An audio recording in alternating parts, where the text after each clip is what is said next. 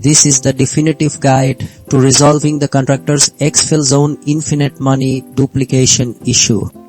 After personally encountering this disruptive problem and rigorously testing numerous approaches, I've successfully identified several robust methods that effectively neutralize this exploit, and I'm now ready to share them with you. The first method focuses on foundational game integrity. Verifying your game files ensures no core data is corrupted.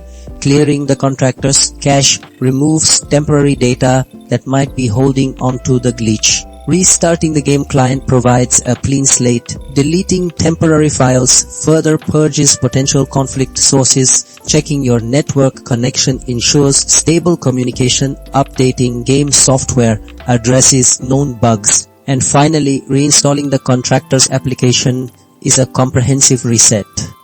Method 2 delves into game data manipulation. Locating and safely editing saved data files allows us to directly address any duplicated entries that are causing the money generation anomaly, after which saving these changes and launching the game normally allows us to monitor for the glitch's disappearance and report the issue to developers if it persists.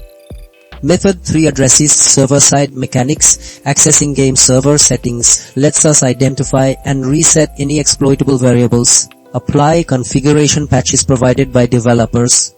Restart the dedicated server to implement these fixes, and then join a new session to confirm the glitch resolution. Finally, Method 4 targets specific exploit files. Navigating to the game directory allows us to locate and rename or delete the problematic glitch script, followed by verifying game files again to ensure a clean installation.